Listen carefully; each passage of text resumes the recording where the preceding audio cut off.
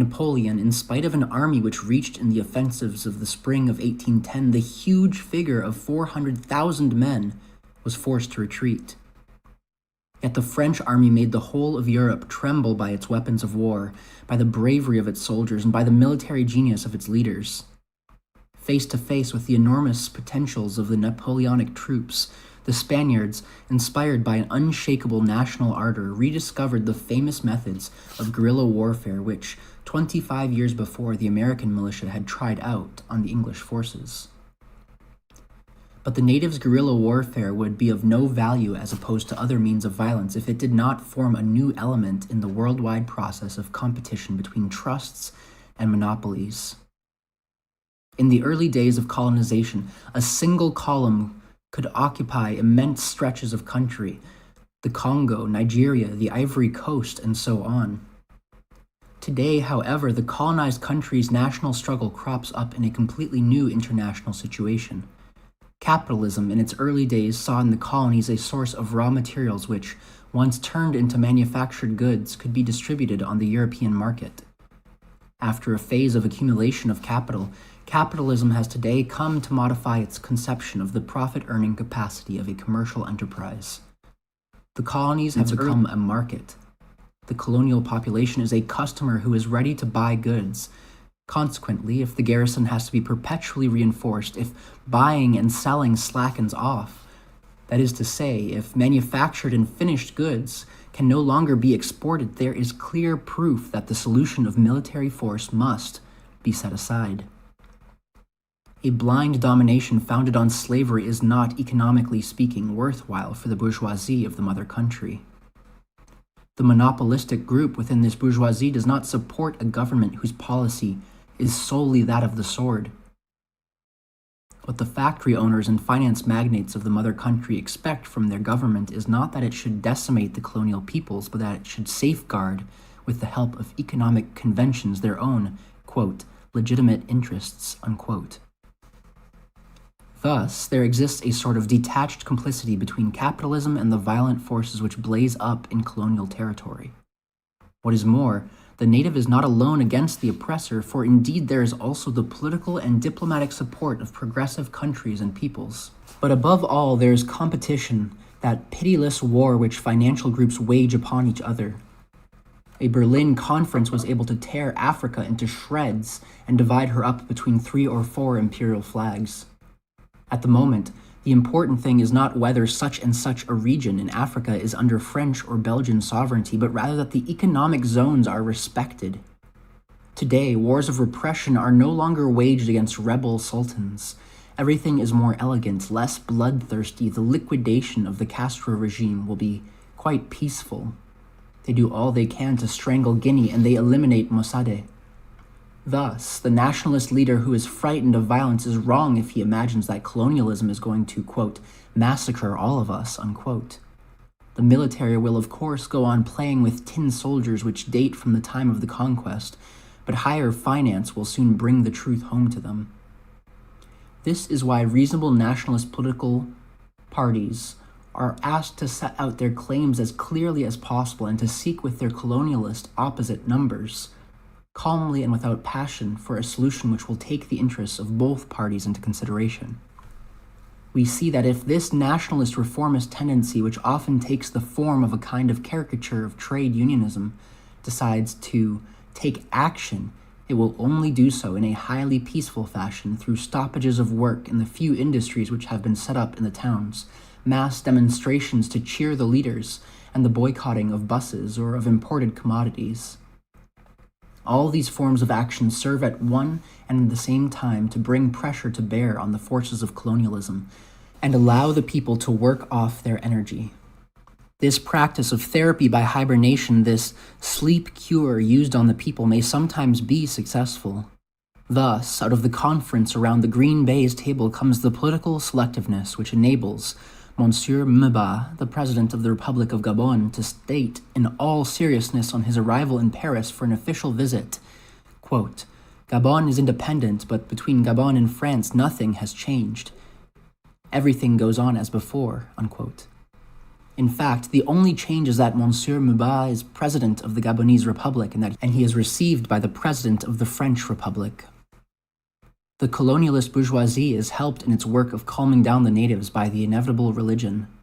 All those saints who have turned the other cheek, who have forgiven trespasses against them, and who have been spat on and insulted without shrinking, are studied and held up as examples. On the other hand, the elite of the colonial countries, those slaves set free when at the head of the movement, inevitably end up by producing an ersatz conflict. They use their brothers' slavery to shame the slave drivers or to provide an ideological policy of quaint humanitarianism for their oppressors' financial competitors. The truth is that they never make any real appeal to the aforesaid slaves. They never mobilize them in concrete terms. On the contrary, at the decisive moment, that is to say, from their point of view, the moment of indecision, they brandish the danger of a, quote, mass mobilization, unquote, as the crucial weapon which would bring about, as if by magic, the, quote, end of the colonial regime, unquote. Obviously, there are to be found at the core of the political parties and among their leaders certain revolutionaries who deliberately turn their backs upon the farce of national independence. But very quickly, their questionings, their energy, and their anger obstruct the party machine, and these elements are gradually isolated and then quite simply brushed aside. At this moment, as if there existed a dialectic concomitance, the colonialist police will fall upon them. With no security in the towns, avoided by the militants of their former party and rejected by its leaders, these undesirable firebrands will be stranded in county districts. Then it is that they will realize bewilderedly that the peasant masses catch on to what they have to say immediately and without delay ask them the question to which they have not yet prepared the answer. Quote, when do we start? Unquote. This meeting of revolutionaries coming from the towns and country dwellers will be dealt with later on. For the moment, we must go back to the political parties in order to show the nature of their action, which is all the same progressive. In their speeches, the political leaders give a name to the nation. In this way, the natives' demands are given shape. There is, however, no definite subject matter and no political or social program. There is a vague outline or skeleton which is nevertheless national in form, what we describe as, quote, minimum requirements, unquote. The politicians who make speeches and who write in the nationalist newspapers make the people dream dreams.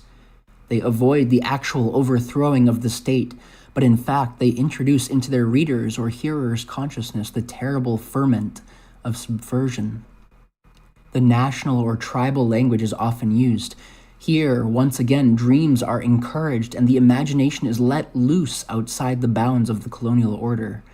And sometimes these politicians speak of, quote, we N-words, we Arabs, unquote, and these terms which are so profoundly ambivalent take on, during the colonial epoch, a sacramental signification. The nationalist politicians are playing with fire, for as an African leader recently warned a group of young intellectuals, quote, think well before you speak to the masses, for they flare up quickly, unquote. This is one of the terrible tricks that destiny plays in the colonies. When a political leader calls a mass meeting, we may say that there is blood in the air. Yet the same leader very often is above all anxious to, quote, make a show, unquote, of force, so that in fact he need not use it. But the agitation which ensues, the coming and going, the listening to speeches, seeing the people assembled in one place with the police all around, the military demonstrations, arrests, and the deportation of the leaders, all this hubbub makes the people think that the moment has come for them to take action. In these times of instability, the political parties multiply their appeals to the left for calm, while on their right they scan the horizon trying to make out the liberal intentions of colonialism. In the same way, the people make use of certain episodes in the life of the community in order to hold themselves ready and to keep alive their revolutionary zeal. For example, the gangster who holds up the police set on to track him down for days on end, or who dies in single combat after having killed 4 or 5 policemen, or who commits suicide in order not to give away his accomplices. These types light the way for the people, form the blueprints for action, and become heroes. Obviously, it's a waste of breath to say that such and such a hero is a thief, a scoundrel, or a reprobate. If the act for which he is prosecuted by the colonial authorities is an act exclusively directed against a colonialist person or colonialist property, the demarcation line is definite and manifest. The process of identification is automatic. We must also notice in this ripening process the role played by the history of the resistance at the time of the conquest. The great figures of the colonized people are always those who led the national resistance to invasion. Behanzin, Sundiata, Samori, Abdelkader all spring again to life with peculiar intensity in the period which comes directly before action. This is the proof that the people are getting ready to begin to go forward again, to put an end to the static period begun by colonization and to make history. The uprising of the new nation and the breaking down of colonial structures are the result of one of two causes, either of a violent struggle of the people in their own right, or of action on the part of surrounding colonized peoples, which act as a brake on the colonial regime in question. A colonized people is not alone.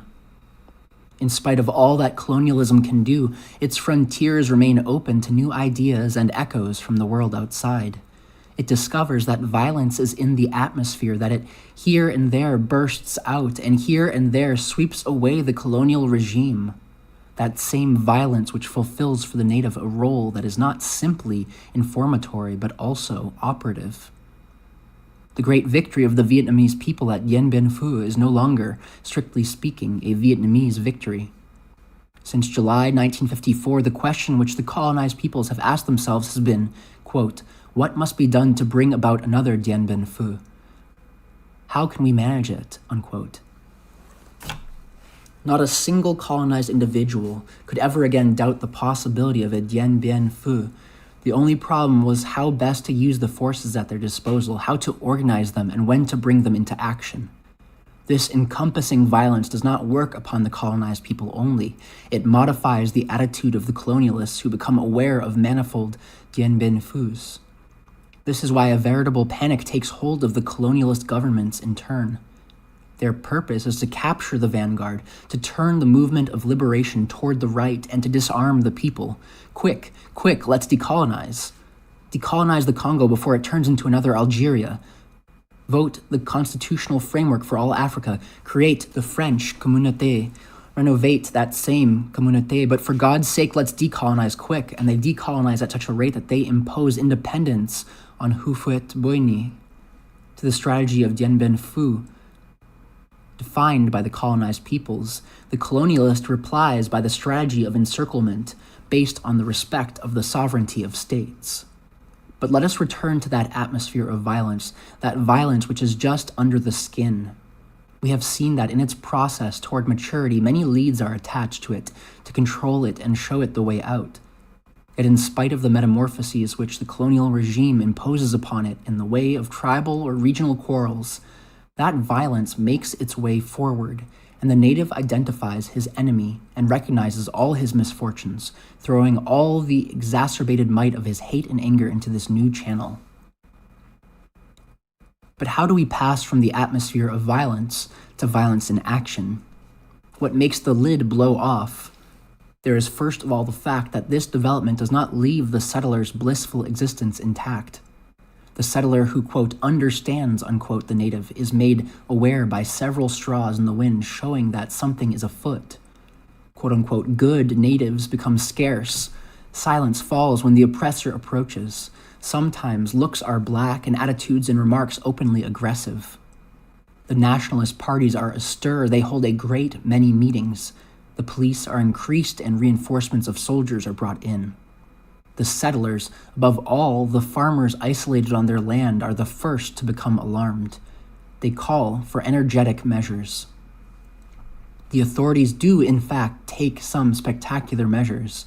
They arrest one or two leaders, they organize military parades and maneuvers and Air Force displays, but the demonstrations and warlike exercises, the smell of gunpowder which now fills the atmosphere, these things do not make the people draw back.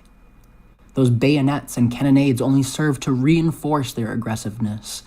The atmosphere becomes dramatic, and everyone wishes to show that he is ready for anything. And it is in these circumstances that the guns go off by themselves, for nerves are jangled, fear reigns, and everyone is trigger-happy. A single commonplace incident is enough to start the machine gunning.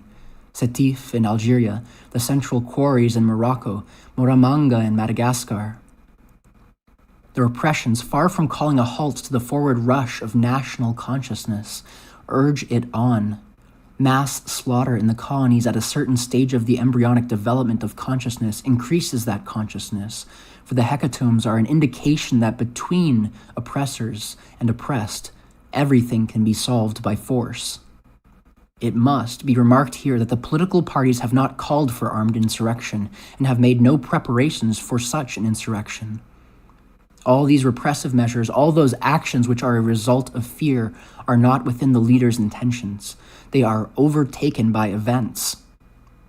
At this moment, then, colonialism may decide to arrest the nationalist leaders, but today the governments of colonized countries know very well that it is extremely dangerous to deprive the masses of their leaders. For then, the people, unbridled, fling themselves into jacqueries, mutinies, and, quote, brutish murders, unquote.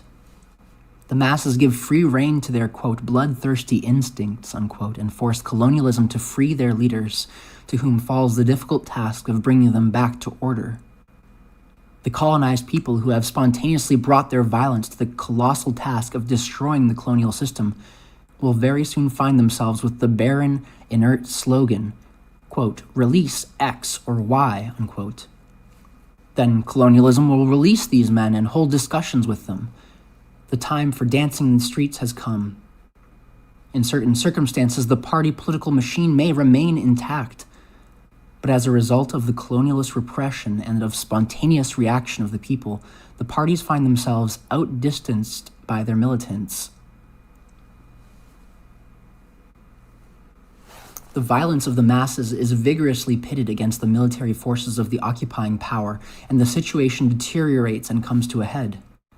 Those leaders who are free remain, therefore, on the touchline. They have suddenly become useless with their bureaucracy and their reasonable demands, yet we see them far removed from events attempting the crowning imposture, that of, quote, speaking in the name of the silenced nation, unquote. As a general rule, colonialism welcomes this godsend with open arms, transforms these, quote, blind mouths, unquote, into spokesmen, and in 2 minutes endows them with independence on condition that they restore order. So we see that all parties are aware of the power of such violence, and that the question is not always to reply to it by a greater violence, but rather to see how to relax the tension. What is the real nature of this violence? We have seen that it is the intuition of the colonized masses that their liberation must and can only be achieved by force. By what spiritual aberration do these men, without technique, starving and enfeebled, confronted with the military and economic might of the occupation, come to believe violence alone will free them? How can they hope to triumph? It is because violence, and this is the disgraceful thing, may constitute, in so far as it forms part of this system, the slogan of a political party. The leaders may call on the people to enter upon an armed struggle. This problematical question has to be thought over. When militarist Germany decides to settle its frontier disputes by force, we are not in the least surprised. But when the people of Angola, for example, decide to take up arms, when the Algerian people reject all means which are not violent, these are proofs that something has happened or is happening at this very moment. The colonized races, those slaves of modern times, are impatient. They know that this apparent folly alone can put them out of reach of colonial oppression. A new type of relations is established in the world. The underdeveloped peoples try to break their chains, and the extraordinary thing is that they succeed. It could be argued that in these days of Sputniks, it is ridiculous to die of hunger, but for the colonized masses, the argument is more down to earth. The truth is that there is no colonial power today which is capable of adopting the only form of contest which has a chance of succeeding, namely, the prolonged establishment of large forces of occupation. As far as their internal situation is concerned, the colonialist countries find themselves faced with contradictions in the form of working-class demands, which necessitate the use of their police forces. As well, in the present international situation, these countries need their troops to protect their regimes. Finally, there is the well-known myth of liberating movements directed from Moscow. In the regime's panic-stricken reasoning, this signifies, quote, "If that goes on, there is a risk that the communists will turn the troubles to account and infiltrate into these parts," unquote. In the native's eagerness, the fact that he openly brandishes the threat of violence proves that he is conscious of the unusual character of the contemporary situation and that he means to profit by it. But still, on the level of immediate experience, the native, who has seen the modern world penetrate into the furthermost corners of the bush, is most acutely aware of all the things he does not possess. The masses, by a sort of, if we may say so, childlike process of reasoning, convince themselves that they have been robbed of all these things. That is why in certain underdeveloped countries the masses forge ahead very quickly and realize 2 or 3 years after independence that they have been frustrated, that, quote, "it wasn't worthwhile," unquote, fighting, and that nothing could really change. In 1789, after the bourgeoisie revolution, the smallest French peasants benefited substantially from the upheaval. But it is a commonplace to observe and to say that in the majority of cases, for 95% of the population of underdeveloped countries, independence brings no immediate change. The enlightened observer takes note of the existence of a kind of masked discontent, like the smoking ashes of a burnt-down house after the fire has been put out, which still threaten to burst into flames again. So they say that the natives want to go too quickly. Now, let us never forget that only a very short time ago they complained of their slowness, their laziness, and their fatalism. Already we see that violence used in specific ways at the moment of the struggle for freedom does not magically disappear after the ceremony of trooping the national colors. It has all the less reason for disappearing since the reconstruction of the nation continues within the framework of cutthroat competition between capitalism and socialism. This competition gives an almost universal dimension to even the most localized demands. Every meeting held, every act of repression committed, reverberates in the international arena. The murders of Sharpeville shook public opinion for months. In the newspapers, over the wavelengths, and in private conversations, Sharpeville has become a symbol. It was through Sharpeville that men and women first became acquainted with the problem of apartheid in South Africa. Moreover, we cannot believe that demagogy alone is the explanation for the sudden interest the big powers show in the petty affairs of underdeveloped regions.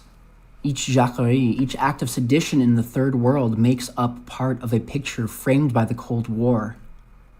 2 men are beaten up in Salisbury, and at once the whole of a bloc goes into action, talks about those 2 men, and uses the beating up incident to bring up the particular problem of Rhodesia, linking it, moreover, with the whole African question, with the whole question of colonized people.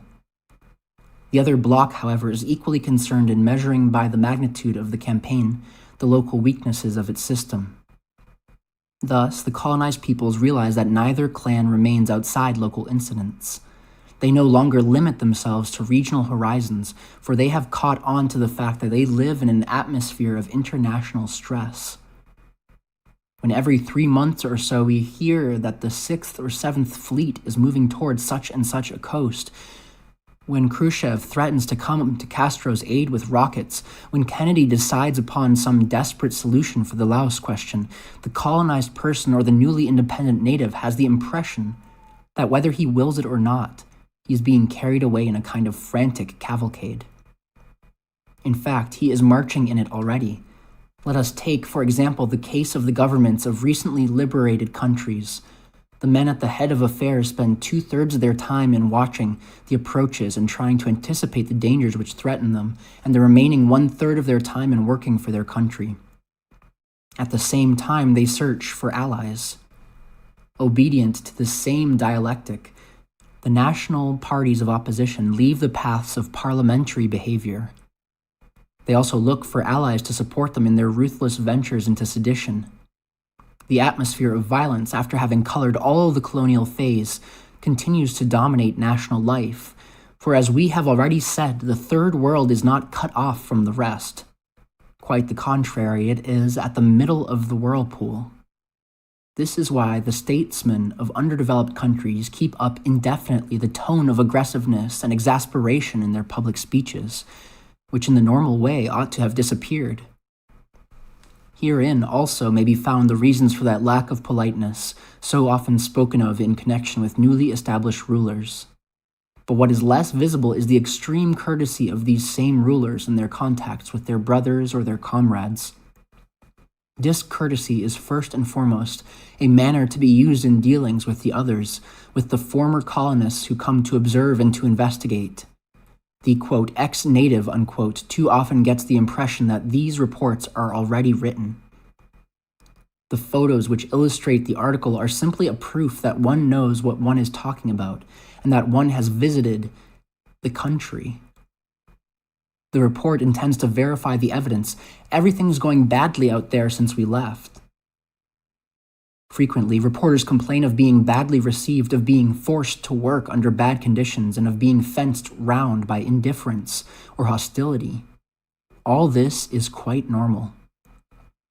The nationalist leaders know that international opinion is formed solely by the Western press. Now, when a journalist from the West asks us questions, it is seldom in order to help us. In the Algerian War, for example, even the most liberal of the French reporters never ceased to use ambiguous terms in describing our struggle. When we reproached them for this, they replied in all good faith that they were being objective. For the native, objectivity is always directed against him. We may in the same way come to understand the new tone which swamped international diplomacy at the United Nations General Assembly in September 1960. The representatives of the colonial countries were aggressive and violent and carried things to extremes, but the colonial peoples did not find that they exaggerated.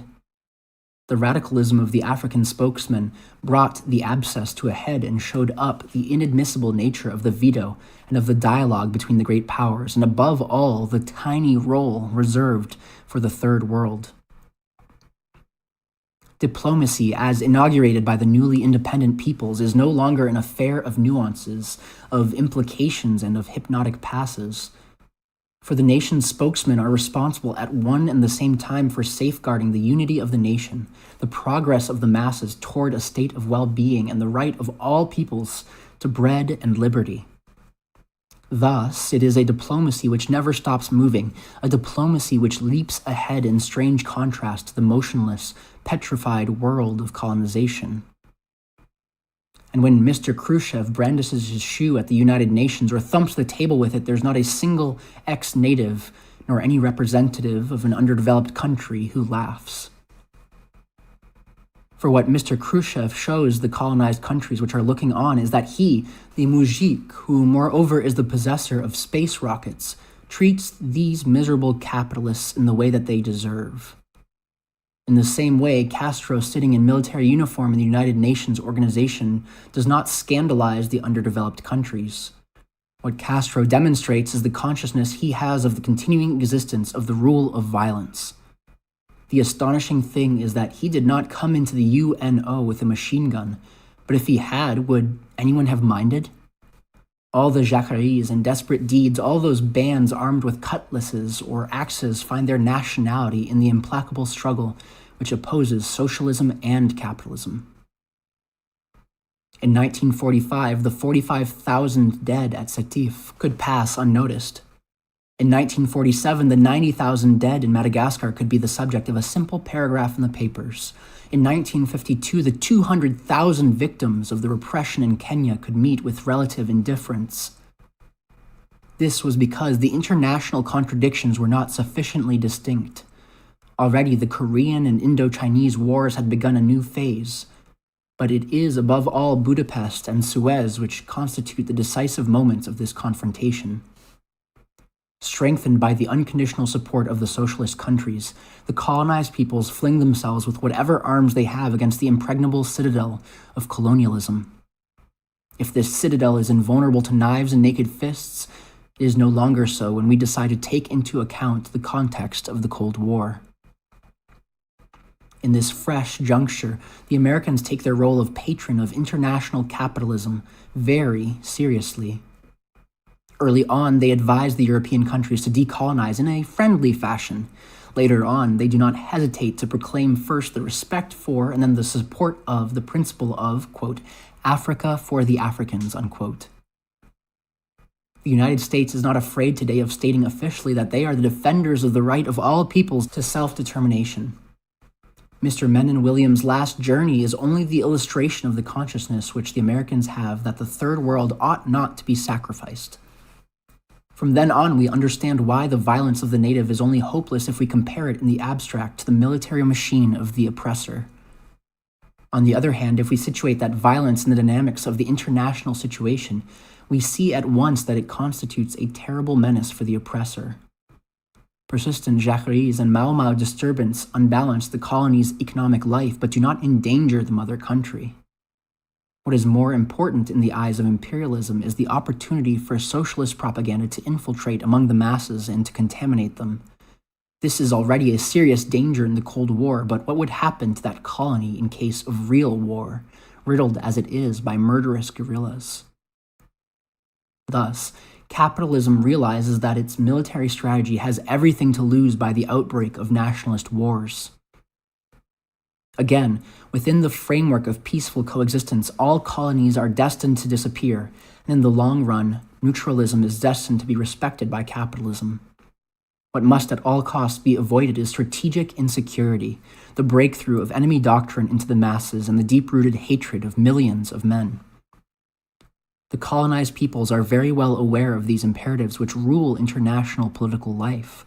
For this reason, even those who thunder denunciations of violence take their decisions and act in terms of this universal violence. Today, peaceful coexistence between the two blocs provokes and feeds violence in the colonial countries. Tomorrow, perhaps we shall see the shifting of that violence after the complete liberation of the colonial territories. Perhaps we will see the question of minorities cropping up. Already, certain minority groups do not hesitate to preach violent methods for resolving their problems, and it is not by chance, so the story runs, that in consequence, N-word extremists in the United States organize a militia and arm themselves. It is not by chance either that in the so-called free world there exist committees for the defense of Jewish minorities in the USSR, nor an accident if General de Gaulle, in one of his orations, shed tears over the millions of Muslims oppressed by communist dictatorship. Both capitalism and imperialism are convinced that the struggle against racialism and the movements toward national freedom are purely and simply directed by remote control, fomented from outside. So they decide to use that very efficacious tactic, the Radio Free Europe station, voice of the Committee for the Aid of Overruled Minorities. They practice anti-colonialism, as did the French colonels in Algeria when they carried on subversive warfare with the SAS. Footnote: Section Administrative Spéciale, an officers' corps whose task was to strengthen contact with the Algerians in non-military matters. Continuing on, with the SAS, or the Psychological Services, they, quote, use the people against the people, unquote. We have seen with what results this atmosphere of violence and menaces, these rockets brandished by both sides, do not frighten nor deflect the colonized peoples. We have seen that all their recent history has prepared them to understand and grasp the situation. Between the violence of the colonies and that peaceful violence that the world is steeped in, there is a kind of complicit agreement, a sort of homogeneity. The colonized peoples are well adapted to this atmosphere. For once, they are up to date. Sometimes people wonder that the native, rather than give his wife a dress, buys instead a transistor radio. There is no reason to be astonished. The natives are convinced that their fate is in the balance, here and now. They live in the atmosphere of doomsday, and they consider that nothing ought to be let pass unnoticed. That is why they understand very well Fuma and Fumi, Lumumba and Shombe, Ahidjo and Mumi, Kenyatta, and the men who are pushed forward regularly to replace him. They understand all these figures very well, for they can unmask the forces working behind them. The native and the underdeveloped man are today political animals in the most universal sense of the word. It is true to say that independence has brought moral compensation to colonized peoples and has established their dignity, but they have not yet had time to elaborate a society or to build up and affirm values. The warming, light-giving center where man and citizen develop and enrich their experience in wider and still wider fields does not yet exist. Set in a kind of irresolution, such men persuade themselves fairly easily that everything is going to be decided elsewhere for everybody at the same time. As for the political leaders, when faced with this situation, they first hesitate and then choose neutralism. We're going to stop here at the end of page 81, picking up next time for the next section of Concerning Violence, Chapter 1 of Frantz Fanon's decolonial work, The Wretched of the Earth. Thank you for reading along with me. Stay. Go curate for cash on Vinted. Don't use it, sell it. This house. Wow. What do you pay for it? It's just such a silly question, because it's not about the price tag, is it? It's about the... Welcome to Violence. There is plenty to be said on the subject of neutralism.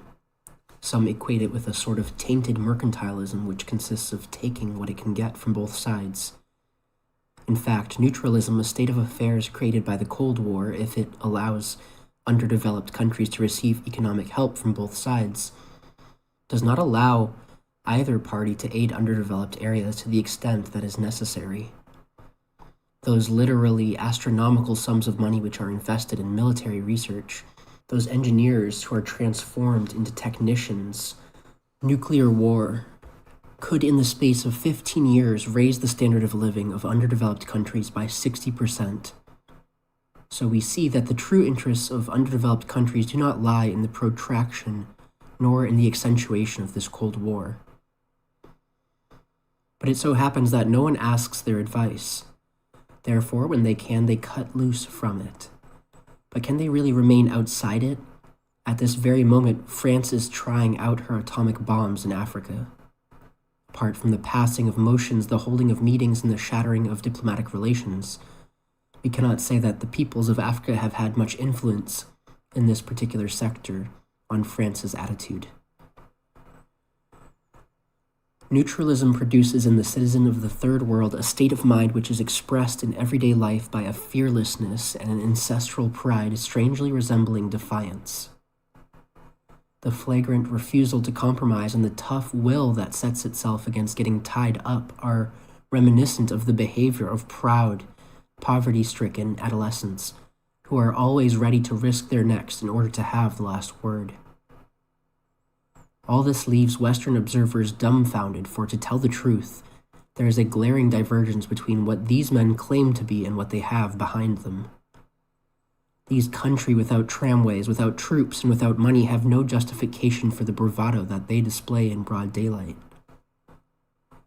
Undoubtedly, they are impostors. The Third World often gives the impression that it rejoices in sensation and that it must have its weekly dose of crises.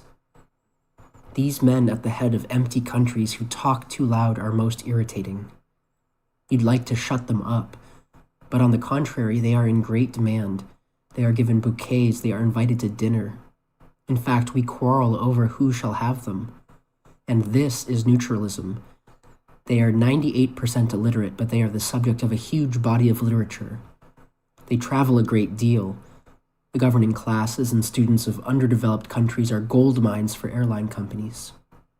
African and Asian officials may in the same month follow a course on socialist planning in Moscow and one on the advantages of the liberal economy in London or at Columbia University.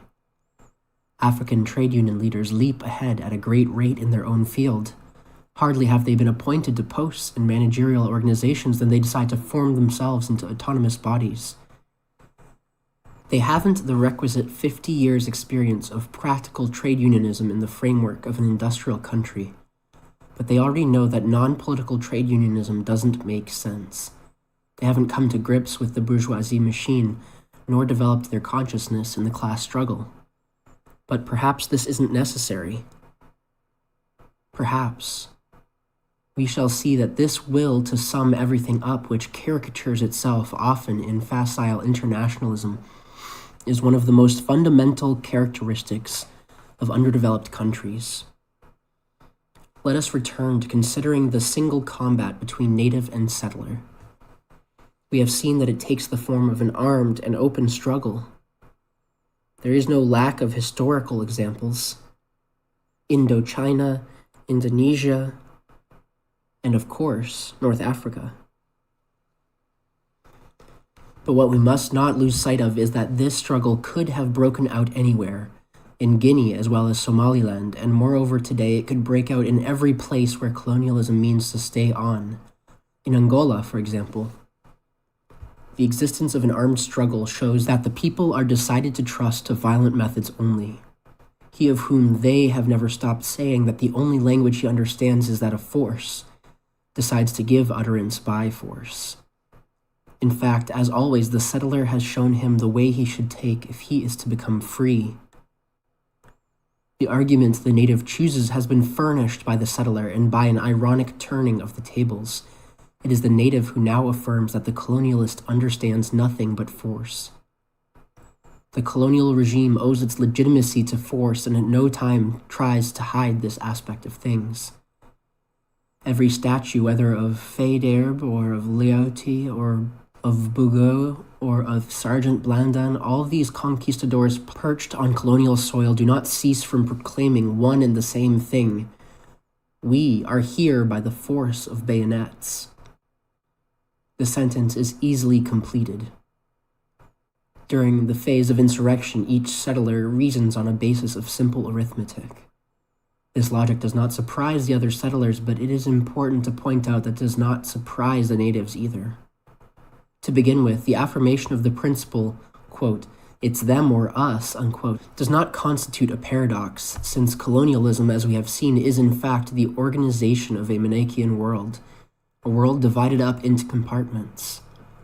And when in laying down precise methods, the settler asks each member of the oppressing minority to shoot down 30 or 100 or 200 natives, he sees that nobody shows any indignation and that the whole problem is to decide whether it can be done all at once or by stages. Footnote: it is evident that this vacuum cleaning destroys the very thing that they want to preserve.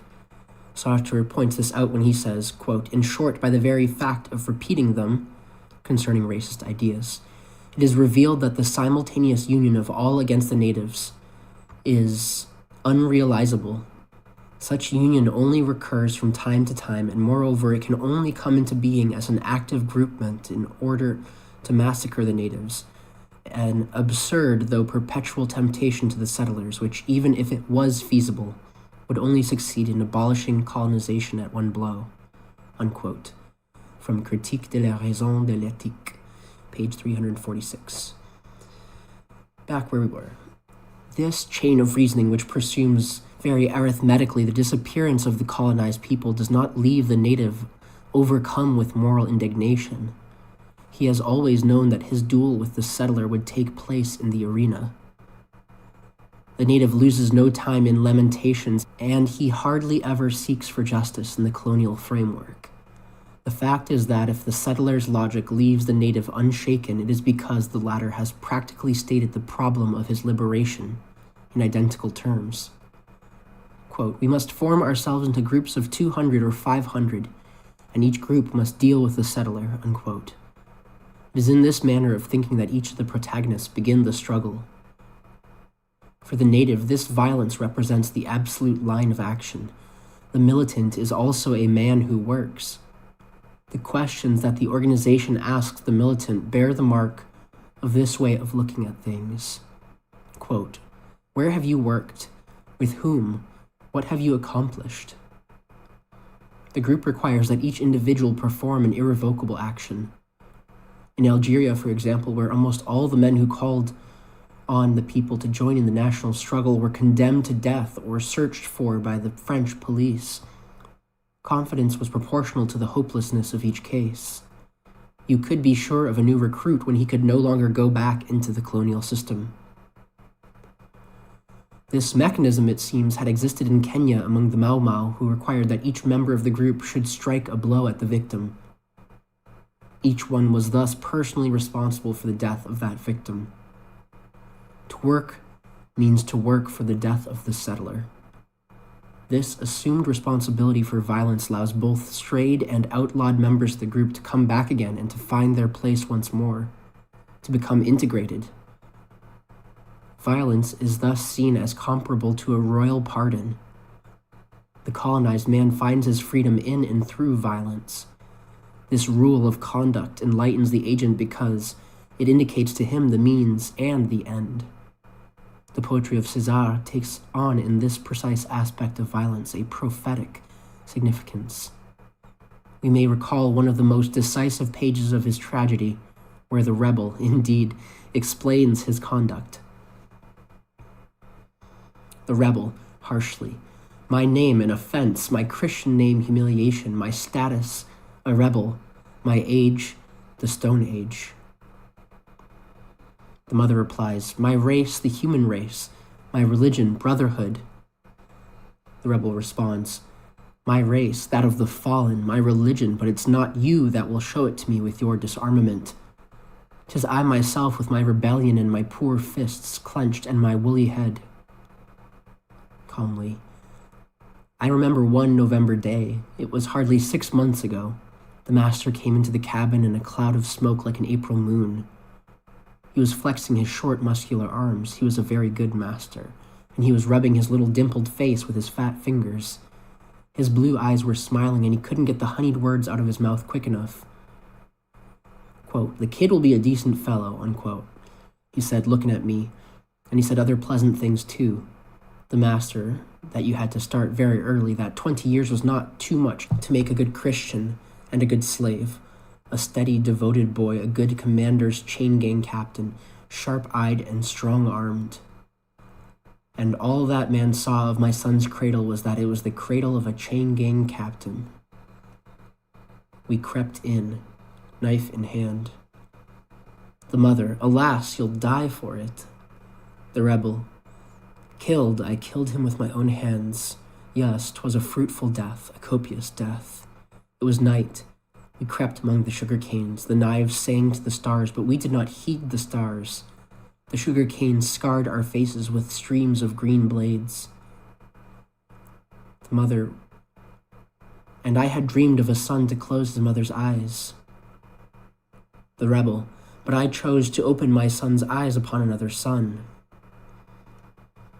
She replies, O my son, son of evil and unlucky death. The rebel says, mother of living and splendid death. The mother, because he has hated too much. The rebel, because he has too much loved. The mother, spare me, I am choking in your bonds, I bleed from your wounds. And the rebel replies, the world does not spare me. There is not anywhere in the world a poor creature who's been lynched or tortured in whom I am not murdered and humiliated. Mother says, God of heaven, deliver him. And the rebel replies, my heart, thou wilt not deliver me from all that I remember. It was an evening in November, and suddenly shouts lit up the silence. We had attacked, we the slaves, we the dung underfoot, we the animals with patient hooves. We were running like madmen. Shots rang out. We were striking. Blood and sweat cooled and refreshed us. We were striking where the shouts came from, and the shouts became more strident, and a great clamor rose from the east. It was the outhouses burning, and the flames flickered sweetly on our cheeks. Then was the assault made on the master's house. They were firing from the windows. We broke in the doors. The master's room was wide open. The master's room was brilliantly lighted, and the master was there very calm, and our people stopped dead. It was the master. I went in. It's you, he said, very calm. It was I, even I, and I told him so, the good slave, the faithful slave, the slave of slaves. And suddenly his eyes were like two cockroaches, frightened in the rainy season. I struck, and the blood spurted. That is the only baptism that I remember today. Unquote. Aimé Césaire from Les Armes Miraculeuses. It is understandable that in this atmosphere, daily life becomes quite simply impossible. You can no longer be a fella, a pimp, or an alcoholic as before. The violence of the colonial regime and the counter-violence of the native balance each other and respond to each other in an extraordinary reciprocal homogeneity. This reign of violence will be the more terrible in proportion to the size of the implantation from the mother country. The development of violence among the colonized people will be proportionate to the violence exercised by the threatened colonial regime. In the first phase of this insurrectional period, the home governments are the slaves of the settlers, and these settlers seek to intimidate the natives and their home governments at one and the same time. They use the same methods against both of them. The assassination of the mayor of Evian, in its method and motivation, is identifiable with the assassination of Ali Boumengel. For the settlers, the alternative is not between Algérie Algérienne and Algérie Française, but between an independent Algeria and a colonial Algeria, and anything else is mere talk or attempts at treason. The settler's logic is implacable, and one is only staggered by the counter-logic visible in the behavior of the native insofar as one has not clearly understood beforehand the mechanisms of the settler's ideas. From the moment that the native has chosen the methods of counter-violence, police reprisals automatically call forth reprisals on the side of the nationalists. However, the results are not equivalent, for machine gunning from airplanes and bombardments from the fleet go far beyond in horror and magnitude any answer the natives can make. This recurring terror demystifies once and for all the most estranged members of the colonized race. They find out on the spot that all the piles of speeches on the equality of human beings do not hide the commonplace fact that the 7 Frenchmen killed or wounded at the Col de Sacamodi kindles the indignation of all civilized consciences, whereas the sack of the Douars, temporary village for the use of shepherds translated, of Guergor and of the Decras of Gera, and the massacre of whole populations which had merely called forth the Sacamodi ambush as a reprisal, all this is of not the slightest importance. Terror, counter-terror, violence, counter-violence, that is what observers bitterly record when they describe the circle of hate, which is so tenacious and so evident in Algeria. In all armed struggles, there exists what we might call the point of no return. Almost always it is marked off by a huge and all-inclusive repression which engulfs all sectors of the colonized people. This point was reached in Algeria in 1955 with the 12,000 victims of Philippeville, and in 1956 with Lacoste's instituting of urban and rural militias. There's a rather long footnote here. Starts with, we must go back to this period in order to judge the importance of this decision on the part of the French government in Algeria. Thus we may read in Résistance Algérienne No. 4, dated the 28th of March 1957, the following, quote, in reply to the wish expressed by the General Assembly of the United Nations, the French government has now decided to create urban militias in Algeria. Enough blood has been spilled, was what the United Nations said. Lacoste replies, let us form militias. Cease fire, advised UNO. Lacoste vociferates, we must arm the civilians. Whereas the two parties face to face with each other were, on the recommendation of the United Nations, invited to contact each other with a view of coming to an agreement and finding a peaceful and democratic solution. Lacoste decrees that henceforward every European will be armed and should open fire on any person who seems to him suspect. It was then agreed in the Assembly that savage and iniquitous repression verging on genocide ought at all costs to be opposed by the authorities. But Lacoste replies, let us systematize the repression and organize the Algerian manhunt. And symbolically, he entrusts the military with civil powers and gives military powers to civilians. The ring is closed. In the middle, the Algerian disarmed, famished, tracked down, jostled, struck, lynched, will soon be slaughtered as a suspect. Today in Algeria, there is not a single Frenchman who is not authorized and even invited to use his weapons. There is not a single Frenchman in Algeria 1 month after the appeal for calm made by UNO who is not permitted and obliged to search out, investigate, and pursue suspects. Quote, 1 month after the vote on the final motion of the General Assembly of the United Nations, there is not one European in Algeria who is not party to the most frightful work of extermination of modern times. A democratic solution? Right, Lacoste concedes. Let's begin by exterminating the Algerians, and to do that, let's arm the civilians and give them carte blanche. The Paris press, on the whole, has welcomed the creation of these armed groups with reserve. Fascist militias, they've been called. Yes, but on the individual level, on the plane of human rights, what is fascism if not colonialism when rooted in a traditionally colonialist country? The opinion has been advanced that they are systematically legalized and commended, but does not the body of Algeria bear for the last 130 years wounds which gape still wider, more numerous and more deep-seated than ever? Take care, advises Monsieur Kenvin, Member of Parliament for the MRP. Do we not, by the creation of these militias, risk seeing the gap widen between the two communities in Algeria? Yes, but is not colonial status simply the organized reduction to slavery of a whole people? The Algerian Revolution is precisely the affirmed contestation of that slavery and that abyss. The Algerian Revolution speaks to the occupying nation and says, "Take your fangs out of the bleeding flesh of Algeria. Let the people of Algeria speak." The creation of militias, they say, will lighten the tasks of the army. It will free certain units whose mission will be to protect the Moroccan and Tunisian borders. In Algeria, the army is 600,000 strong. Almost all the Navy and the Air Force are based there. There is an enormous, speedy police force with a horribly good record since it has absorbed the ex-torturers from Morocco and Tunisia. The territorial units are 100,000 strong. The task of the army, all the same, must be lightened. So let us create urban militias.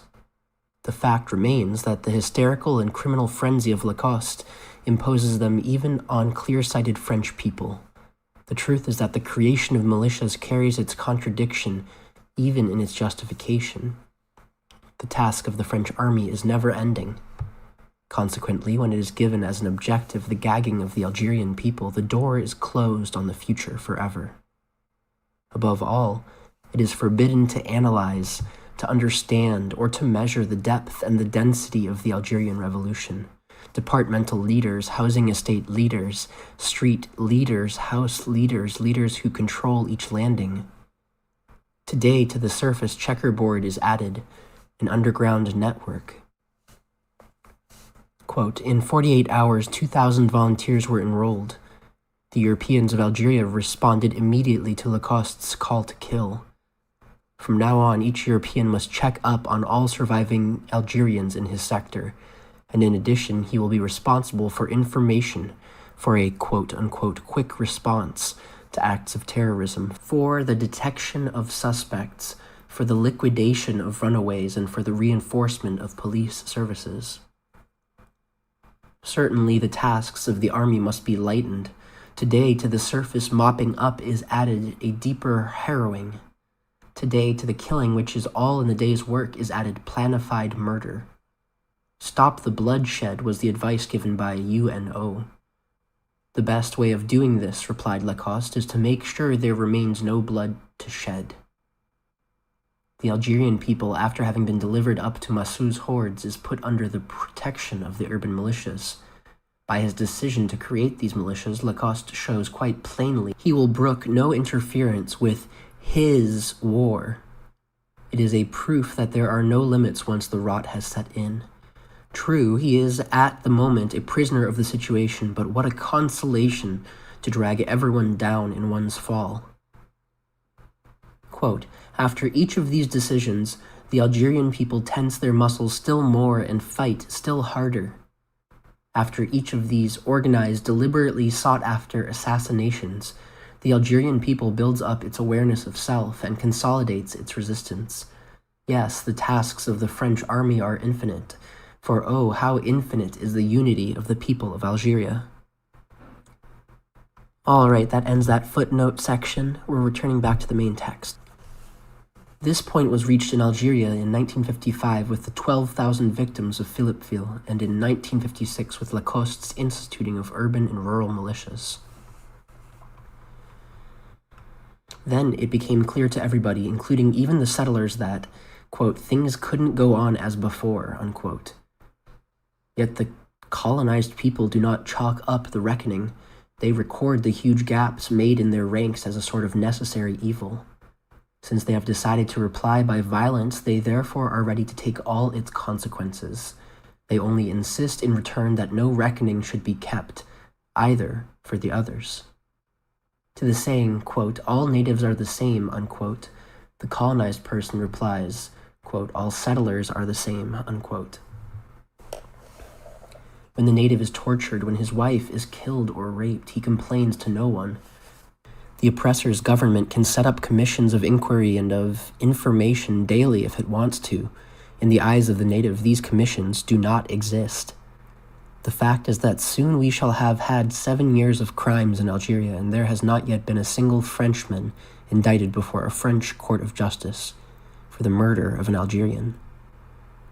In Indochina, in Madagascar, or in the colonies, the native has always known that he need expect nothing from the other side.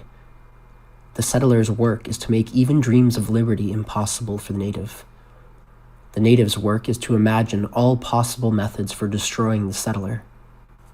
On the logical plane, the Manichaeism of the settler produces a Manichaeism of the native. To the theory of the absolute evil of the native, the theory of the absolute evil of the settler replies. The appearance of the settler has meant, in the terms of syncretism, the death of the aboriginal society, cultural lethargy, and the petrification of individuals. For the native, life can only spring up again out of the rotting corpse of the settler.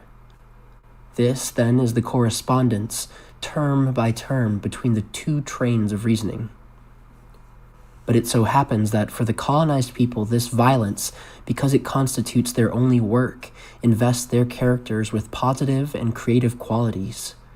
The practice of violence binds them together as a whole, since each individual forms a violent link in the great chain, a part of the great organism of violence which has surged upward in reaction to the settler's violence in the beginning. The groups recognize each other, and the future nation is already indivisible. The armed struggle mobilizes the people, that is to say, it throws them in one way and in one direction.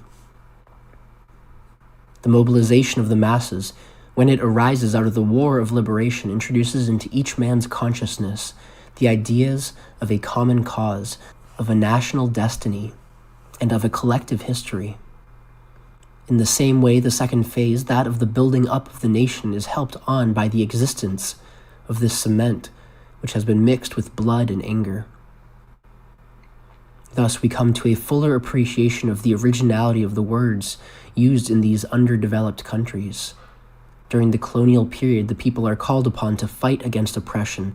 After national liberation, they are called upon to fight against poverty, illiteracy, and underdevelopment. The struggle, they say, goes on. The people realize that life is an unending contest. We have said that the natives' violence unifies the people. By its very structure, colonialism is separatist and regionalist. Colonialism does not simply state the existence of tribes, it also reinforces it and separates them. The colonial system encourages chieftaincies and keeps alive the old marabout confraternities. Violence is an action all-inclusive and national. It follows that it is closely involved in the liquidation of regionalism and of tribalism. Thus, the national parties show no pity at all towards the Cades and the customary chiefs. Their destruction is the preliminary to the unification of the people. At the level of individuals, violence is a cleansing force. It frees the native from his inferiority complex and from his despair and inaction. It makes him fearless and restores his self-respect. Even if the armed struggle has been symbolic and the nation is demobilized through a rapid movement of decolonization, the people have the time to see that the liberation has been the business of each and all, and that the leader has no special merit. From thence comes that type of aggressive reticence with regard to the machinery of protocol which young governments quickly show. When the people have taken violent part in the national liberation, they will allow no one to set themselves up as, quote-unquote, liberators. They show themselves to be jealous of the results of their action and take good care not to place their future, their destiny, or the fate of their country in the hands of a living God. Yesterday, they were completely irresponsible. Today, they mean to understand everything and make all decisions. Illuminated by violence, the consciousness of the people rebels against any pacification. From now on, the demagogues, the opportunists, and the magicians have a difficult task. The action which has thrown them into a hand-to-hand struggle confers upon the masses a voracious taste for the concrete. The attempt at mystification becomes, in the long run, practically impossible. We have about 10 pages left in Chapter 1, so I think there'll be a Part 5, and then we'll continue on with Chapter 2. But thank you for reading along with me. Stay tuned for Part 5. 10, 9. Monzo Business is Britain's most recommended business bank account for... Welcome back, everybody, to Frantz Fanon's The Wretched of the Earth. We are picking up where we left off on Chapter 1, Concerning Violence, Part 5. The section that we left off continues with Violence in the International Context. We have pointed out many times in the preceding pages that in underdeveloped regions, the political leader is forever calling on his people to fight against colonialism, to fight against poverty and underdevelopment, and to fight against sterile traditions. The vocabulary which he uses in his appeals is that of a chief of staff. Mass mobilization, agricultural front, fight against illiteracy, defeats we have undergone, victories won. The young independent nation evolves during the first years in an atmosphere of the battlefield, for the political leader of an underdeveloped country looks fearfully at the huge distance his country will have to cover. He calls to the people and says to them, "Let us gird up our loins and set to work," and the country, possessed by a kind of creative madness, throws itself into a gigantic and disproportionate effort. The program consists not only of climbing out of the morass, but also of catching up with the other nations using the only means at hand. They reason that if the European nations have reached that stage of development, it is on account of their efforts. Quote, "Let us therefore," they seem to say, "prove to ourselves and to the whole world that we are capable of the same achievements," unquote. This manner of setting out the problem of the evolution of underdeveloped countries seems to us to be neither correct nor reasonable. The European states achieved national unity at a moment when the national middle classes had concentrated most of the wealth in their hands. Shopkeepers and artisans, clerks and bankers monopolized finance, trade, and science in the national framework. The middle class was the most dynamic and prosperous of all classes. Its coming to power enabled it to undertake certain very important speculations: industrialization, the development of communications, and soon the search for outlets overseas. In Europe, apart from certain slight differences, England, for example, was some way ahead. The various states were at a more or less uniform stage economically when they achieved national unity. There was no nation which, by reason of the character of its development and evolution, caused affront to the others. Today, national independence and the growth of national feeling in underdeveloped regions take on totally new aspects. In these regions, with the exception of certain spectacular advances, the different countries show the same absence of infrastructure. The mass of the people struggle against the same poverty, flounder against making the same gestures, and with their shrunken bellies outline what has been called the geography of hunger. It is an underdeveloped world, a world inhuman in its poverty, but also it is a world without doctors, without engineers, and without administrators. Confronting this world, the European nations sprawl, ostentatiously opulent. This European opulence is literally scandalous, for it has been founded on slavery, it has been nourished with the blood of slaves, and it comes directly from the soil and from the subsoil of that underdeveloped world. The well-being and the progress of Europe have been built up within the sweat and the dead bodies of N-words, Arabs, Indians, and the yellow races. We have decided not to overlook this any longer. When a colonialist country, embarrassed by the claims for independence made by a colony, proclaims to the nationalist leaders, quote, "If you wish for independence, take it and go back to the Middle Ages," unquote. The newly independent people tend to acquiesce and to accept the challenge. In fact, you may see colonialism withdrawing its capital and its technicians and setting up around the young state the apparatus of economic pressure. Footnote. In the present international context, capitalism does not merely operate an economic blockade against African or Asiatic colonies. The United States, with its anti-Castro operations, is opening a new chapter in the long story of man's toiling advance toward freedom. Latin America, made up of new independent countries which sit at the United Nations and raise the wind there, ought to be an object lesson for Africa. These former colonies, since their liberation, have suffered the brazen-faced rule of Western capitalism in terror and destitution. The liberation of Africa and the growth of consciousness among mankind have made it possible for the Latin American peoples to break with the old merry-go-round of dictatorships, where each succeeding regime exactly resembled the preceding one. Castro took over power in Cuba and gave it to the people. This heresy is felt to be a national scourge by the Yankees, and the United States now organizes counter-revolutionary brigades, puts together a provisional government, burns the sugarcane crops, and generally has decided to strangle the Cuban people mercilessly. But this will be different. The people of Cuba will suffer, but they will conquer. The Brazilian president, Jânio Quadros, has just announced in a declaration of historic importance that his country will defend the Cuban Revolution by all means. Perhaps even the United States may draw back when faced with the declared will of the peoples. When that day comes, we'll hang out the flags, for it will be a decisive moment for the men and women of the whole world.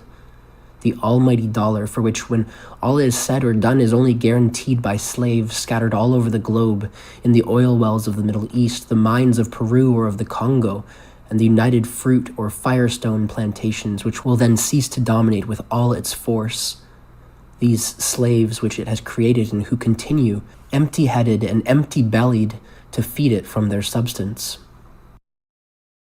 Returning from the footnote, the apotheosis of independence is transformed into the curse of independence, and the colonial power, through its immense resources of coercion, condemns the young nation to regression. In plain words, the colonial power says, quote, "Since you want independence, take it and starve," unquote. The nationalist leaders have no other choice but to turn to their people and ask from them a gigantic effort. A regime of austerity is imposed on these starving men. A disproportionate amount of work is required from their atrophied muscles. An autarkic regime is set up, and each state, with the miserable resources it has in hand, tries to find an answer to the nation's great hunger and poverty. We see the mobilization of a people which toils to exhaustion in front of a suspicious and bloated Europe. Other countries of the Third World refuse to undergo this ordeal and agree to get over it by accepting the conditions of the former guardian power. These countries use their strategic position, a position which accords them privileged treatment in the struggle between the two blocs, to conclude treaties and give undertakings. The former dominated country becomes an economically dependent country. The ex-colonial power, which has kept intact and sometimes even reinforced its colonialist trade channels, agrees to provision the budget of the independent nation by small injections. Thus, we see that the accession to independence of the colonial countries places an important question before the world, for the national liberation of colonized countries unveils their true economic state and makes it seem even more unendurable. The fundamental duel, which seemed to be that between colonialism and anti-colonialism, and indeed between capitalism and socialism, is already losing some of its importance. What counts today, the question which is looming on the horizon, is the need for a redistribution of wealth. Humanity must reply to this question or be shaken to pieces by it. It might have been generally thought that the time had come for the world, and particularly for the Third World, to choose between the capitalist and socialist systems. The underdeveloped countries which have used the fierce competition which exists between the two systems in order to assure the triumph of their struggle for national liberation should, however, refuse to become a factor in that competition. The Third World ought not to be content to define itself in the terms of values which have preceded it. On the contrary, the underdeveloped countries ought to do their utmost to find their own particular values and methods, and a style which shall be peculiar to them. The concrete problem we find ourselves up against is not that of a choice, cost what it may, between socialism and capitalism as they have been defined by men of other continents and of other ages. Of course, we know that the capitalist regime, insofar as it is a way of life, cannot leave us free to perform our work at home, nor our duty in the world. Capitalist exploitation and cartels and monopolies are the enemies of underdeveloped countries. On the other hand, the choice of a socialist regime, a regime which is completely orientated toward the people as a whole and based on the principle that man is the most precious of all possessions, will allow us to go forward more quickly and more harmoniously, and thus make impossible that caricature of society where all economic and political power is held in the hands of a few who regard the nation as a whole with scorn and contempt. But in order that this regime may work to good effect so that we can in every instance respect those principles which were our inspiration, we need something more than human output. Certain underdeveloped countries expend a huge amount of energy in this way. Men and women, young and old, undertake enthusiastically what is in fact forced labor and proclaim themselves the slaves of the nation. The gift of oneself and the contempt for every preoccupation which is not in the common interest bring into being a national morale which comforts the heart of man, gives him fresh confidence in the destiny of mankind, and disarms the most reserved observers. But we cannot believe that such an effort can be kept up at the same frenzied pace for very long. These young countries have agreed to take up the challenge after the unconditional withdrawal of the ex-colonial countries. The country finds itself in the hands of new managers, but the fact is that everything needs to be reformed and everything thought out anew. In reality, the colonial system was concerned with certain forms of wealth and certain resources only, precisely those which provisioned her own industries. Up to the present, no serious effort had been made to estimate the riches of the soil or of mineral resources. Thus, the young independent nation sees itself obliged to use the economic channels created by the colonial regime. It can, obviously, export to other countries and other currency areas, but the basis of its exports is not fundamentally modified. The colonial regime has carved out certain channels, and they must be maintained or catastrophe will threaten. Perhaps it is necessary to begin everything all over again, to change the nature of the country's exports, and not simply their destination, to re-examine the soil and mineral resources, the rivers, and, why not, the sun's productivity. Now, in order to do all this, other things are needed over and above human output. Capital of all kinds, technicians, engineers, skilled mechanics, and so on. Let's be frank, we do not believe that the colossal effort which the underdeveloped peoples are called upon to make by their leaders will give the desired results.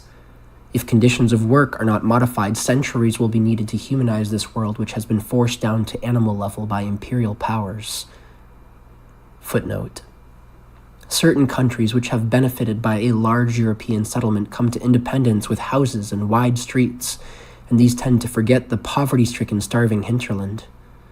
By the irony of fate, they give the impression by a kind of complicit silence that their towns are contemporaneous with independence. Back to the main text. The truth is that we ought not to accept these conditions. We should flatly refuse the situation to which the Western countries wish to condemn us. Colonialism and imperialism have not paid their score when they withdraw their flags and their police forces from our territories. For centuries, the capitalists have behaved in the underdeveloped world like nothing more than war criminals. Deportations, massacres, forced labor, and slavery have been the main methods used by capitalism to increase its wealth, its gold or diamond reserves, and to establish its power. Not long ago, Nazism transformed the whole of Europe into a veritable colony. The governments of the various European nations called for reparations and demanded the restitution in kind and money of the wealth which had been stolen from them. Cultural treasures, pictures, sculptures, and stained glass have been given back to their owners. There was only one slogan in the mouths of Europeans on the morrow of the 1945 V-Day: Germany must pay. Herr Adenauer, it must be said, at the opening of the Eichmann trial, and in the name of the German people, asked once more for forgiveness from the Jewish people. Herr Adenauer has renewed the promise of his people to go on paying to the State of Israel the enormous sums which are supposed to be compensation for the crimes of the Nazis. Footnote: It is true that Germany has not paid all her reparations. The indemnities imposed on the vanquished nation have not been claimed in full, for the injured nations have included Germany in their anti-communist system of defense. This same preoccupation is the permanent motivation of the colonialist countries when they try to obtain from their former colonies, if not their inclusion in the Western system, at least military bases and enclaves. On the other hand, they have decided unanimously to forget their demands for the sake of NATO strategy and to preserve the free world. And we have seen Germany receiving floods of dollars and machines. A Germany once more standing on its feet, strong and powerful, was a necessity for the Western camp. It was in the understood interests of so-called free Europe to have a prosperous and reconstructed Germany, which would be capable of serving as a first rampart against the eventual Red Hordes. Germany has made admirable use of the European crisis. At the same time, the United States and other European states feel a legitimate bitterness when confronted with this Germany, yesterday at their feet, which today meets out to them cutthroat competition in the economic field.